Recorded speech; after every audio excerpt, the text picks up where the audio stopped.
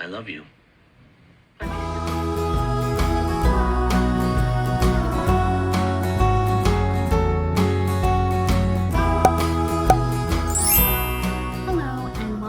To my channel, Mental Health with Melissa. If you haven't figured out by now, I'm Melissa and I'm a licensed clinical therapist in the state of California. Before we get started, please don't forget to hit the like and subscribe buttons for more content like this. I post videos every single Wednesday and Sunday. Subscribing and sharing my videos really helps me get content out there to the community about mental health topics and information about mental health and behavioral health professions for those that are interested. As I do interviews with different types of providers, I put out psychoeducational information out there. Today, we are going to be talking about Let's talk about sex, baby. Let's talk about you and me. Today, in light of the holiday, it is Valentine's Day, the celebration of love, or to some, they may recognize it as a type of Hallmark holiday where the Hallmark types of companies profit off of the love of each other, I guess. I don't know. But I thought that it would be just very fitting to do a video today surrounding the topic of intimacy and sex and how it relates to attachment styles. So if you're interested at all in learning about how your attachment style may affect the way or impact the way that you display your affection and your intimacy, or how your partner or even a friend or somebody else in your life has a certain attachment style and how it may impact the way that they are intimate with you, then stay tuned. So I wanted to also make sure that I have all my facts straight. So I'm going to be looking at my notes down here. I did study a lot about attachment theory when I was in social work school and going to graduate school, studying systems around attachment and different types of childhood development theories. And so I do have that background, but it's kind of been a while since I've read a lot about attachment theory, as I use a lot of other frameworks right now as opposed to just attachment theory. So that's why I'm going to be referencing some of my notes. And so if you see me looking down here, that's what I'm doing. So basically there are 4 different types of attachment styles, and the attachment styles come from what is called attachment theory. Now, Mary Ainsworth and John Bowlby were really the founding parents of attachment theory. And if you're not familiar with attachment theory, I'm going to read the description for you. So attachment theory is a psychological, evolutionary, and ethological theory concerning relationships between humans. The most important tenet is that young children need to develop a relationship with at least one primary caregiver for normal social and emotional development. So you can imagine that if we as children are interacting with our primary caregiver, because our primary caregiver basically is our very first relationship that we ever experience. And so, everybody's raised by different people. It can be your biological mother or father, your adoptive mother or father, grandparents, aunts, friends, whoever raised you and was your first relationship. That was your first primary caregiver. Now, because we are really social creatures, the whole point of this theory is that we learn from our very first relationship. So based on how that relationship was, that kind of determines how our attachment style is formed.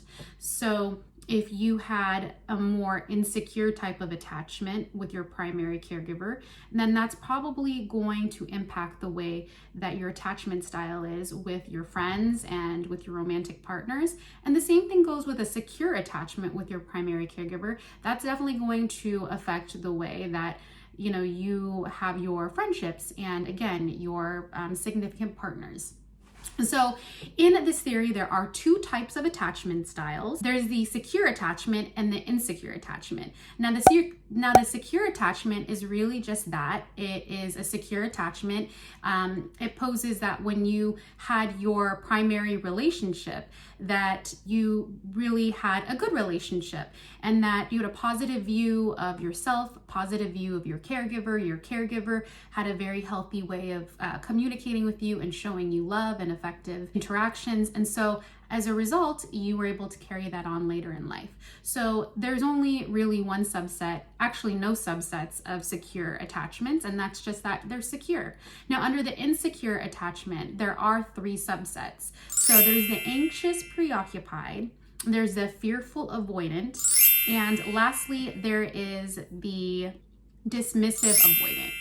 So we're going to go through all of these and talk about how they may impact your intimate relationships, basically. So if we're going back to starting with the secure attachment style, again, as I mentioned earlier, if you had that really loving, fostering type of environment with your primary caregiver or primary caregivers, that can impact the way that you view yourself in the world. So usually what that may look like is somebody that grows up in a very healthy type of environment with maybe this person has two parents. They allow a safe environment to talk about emotions and they display signs of affection and love towards one another. So that's a healthy environment. And then that person, again, will continue on later in life and share those qualities with their partners. So because I think that that's more self-explanatory than the three subsets of insecure attachments,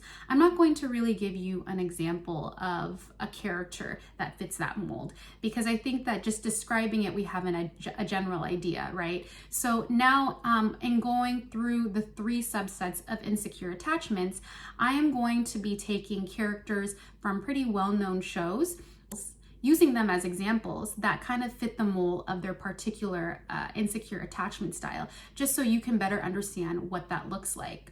So before I do that though, in talking more about the secure attachment, I want to make clear too that just because you or somebody you may know may have an insecure attachment style, that doesn't mean that you have to have that style for the rest of your life. It may have really shaped who you are today, but when we're able to learn about these things, we can definitely work on them and have that secure attachment style. So those with secure attachment styles, the way that that impacts their intimate relationships and their sexual health is that they're going to feel confident, generally speaking, to talk to their partners about sex, sexual history, and just feel very comfortable in having that intimate relationship with them. And so we want to explore that and see what the barriers are to getting to that in the insecure attachments.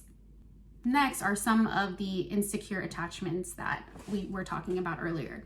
So the first one that I want to talk about is the anxious and preoccupied attachment style. So if you're not familiar with the anxious and preoccupied attachment style, this is really demonstrated as those that have a negative view of their self, but a positive view of others. So for example, they may think to themselves, I worry that people don't want to be with me.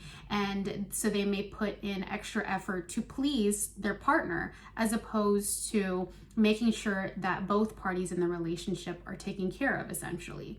Now, people that have anxious preoccupied attachment styles, their caregivers or their first relationships in life may have looked like people or parents or caregivers that abandoned them, essentially, or neglected them. And so they have this fear that people ultimately will leave them, hence the anxious preoccupied name.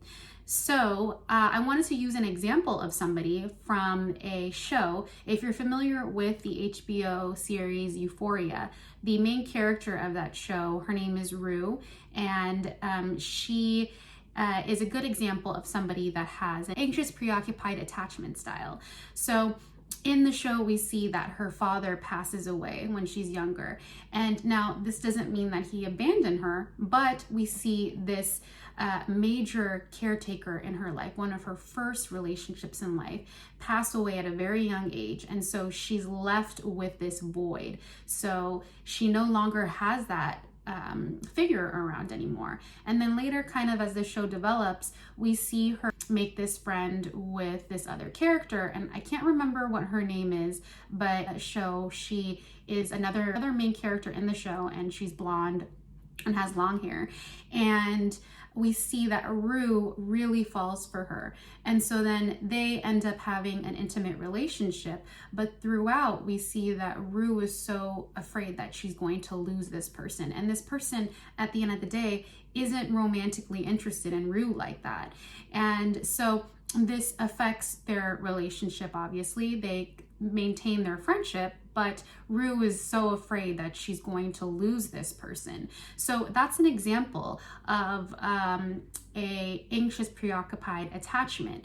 And the other thing with anxious attachment types is that they are more likely to continue to please as opposed to satisfying their own needs, and continue to feel not emotionally aligned and have more of a fear-based type of attachment, as opposed to just, again, feeling like the relationship is satisfied on both ends of the spectrum or on both party sides. So the thing with intimate or sexual relationships with anxious preoccupied attachments is that they may not feel like they are being pleased sexually, and they may do everything that they can to sexually satisfy their partner. And while making sure that their partner's needs is important, their partner's sexual needs, they may not be able to communicate with their sexual needs because they are so preoccupied, again, with making sure they don't lose their partner. So I want to move on because I don't want this to be too lengthy, but the next insecure attachment style that we're going to talk about is the dismissive-avoidant attachment style. So the dismissive-avoidant attachment style is, well, people with that attachment style have a positive view of themselves. So it's kind of the opposite of the anxious preoccupied, where in dismissive, they have a positive view of themselves and a negative view of others. So what this may look like, or what this may sound like to somebody that has a dismissive attachment style, they may say something like, it's important to me to feel sufficient. I don't want to depend on others. I don't need others necessarily. And so I wanted to find a character from a well-known show, again, to give you an example. And if you're familiar with the critically acclaimed, I'm sure you've heard of it, The Sopranos, Tony Soprano is the main character in that show. And if you're familiar with that show and you watch him throughout the series, you start to realize that he has a dismissive avoidant attachment style. He has this image of himself that is pretty inflated, right? And he has a negative view of a lot of the people around him, including his mother, including his wife, his mistress, and even at the beginning of his therapist, who is a crucial role in his development as a character in that show. And so we actually learn a lot about how he was raised and how his mother was dealing with a lot of personality disorder issues and how that really shaped him. And his father was killed as well. And so this left him with this very tainted view of relationships and how he views himself in this even maybe sexist sort of culture that he was living in with the mafia. In a sexual relationship with a dismissive avoidant type, you may see somebody that may be there in that sexual relationship, certainly, but may have a hard time with commitment. And so, with the dismissive avoidant, you're not going to see somebody that's going to be talking about what's going on in the sexual relationship. If both parties are very happy in the sexual relationship, if both parties' needs are being met, because again, there's that imbalance, right? And so when we're talking about relationships and intimacy and kind of furthering the intimacy or the sexual health that you have with your partner, you want to make sure that both people are involved and that both people's needs are being met. So like we saw in anxious preoccupied attachment and dismissive avoidant attachment, there's that imbalance there because in both of those attachment styles, one person in the relationship has a lower worth so to speak. Okay, so that leads us to our last attachment style, or our last insecure attachment style, and that's called the fearful-avoidant attachment style. Now, people in this type of attachment are usually having unstable or fluctuating views of themselves or others. So like we saw in the two insecure attachment styles I mentioned earlier, it's either one where your self-worth is low or the worth of others is low. But in this one, it fluctuates. So people in this that have this attachment style usually have poor boundaries and also are uncomfortable getting close to others. You may hear them say statements such as, I want to have emotionally close relationships, but it's difficult to completely trust other people or to depend on them. Or I sometimes worry that I will be hurt if I allow myself to be close to other people. So a person that I thought of when I was thinking about characters from, again, very well-known shows is the character Jesse from Breaking Bad. Now, another interesting point about fearful-avoidant attachment styles is that usually those that have this attachment style have a history with very poor boundary setting or very poor boundaries with their primary caregivers. So usually we see people with this attachment style that have a history of very controlling parents or just very invading types of personalities early on, again, caregiver type relationships. So if you're familiar with Jesse's character from Breaking Bad, we do see his parents and how controlling essentially they were when he was a part of their life, and we see how they're now controlling his brother, because there's an episode where he goes back and lives with them for a while, and we see how controlled the brother is. And so we see kind of how Jesse has this fearful, avoidant attachment styles and his inability to maintain stable relationships with romantic partners, even with friends. Although we do see two of his friends a lot in the show, we see that they do get in arguments and altercations. And so that is kind of really telling of that fearful avoidant attachment style. Now, somebody that is a fearful avoidant attachment may have the most sex out of all of the attachment styles.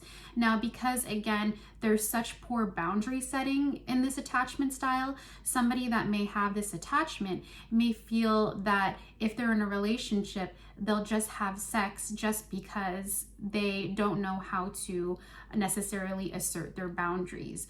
Or they may continue to have sex when the partner asks to have sex or initiates sex when they don't necessarily know how to say no. Or they just, again, have that fluctuating view of themselves and of others. So the insecurity in this attachment really is that they don't have boundaries and don't know how to set boundaries. And that's what ultimately affects the healthy aspect of the sexual relationship. So somebody with this attachment style is going to really want to focus on boundary setting, and even in the sexual relationship that they have with their partner, to really heal from maybe wounds of the past. Okay, so that was a lot of information about the different types of attachment styles. Everybody may be a little bit different, even if you do identify with a certain attachment style that I mentioned here. Some people may even have little traits of each. So, this was just really as a way to talk about different characters that really embody some of these traits, and also connect this to intimacy and sexual relationships with partners. So I really hope that you enjoyed watching this video. Again, please don't forget to hit that like and subscribe button for more content like this. I hope that you all have a very happy Valentine's Day, regardless of who you spend it with, including yourself. Because out of everybody, you deserve the most love. Otherwise, you're not able to give people love. Don't fully have that self-love for yourself. So, as always, managing mental health matters.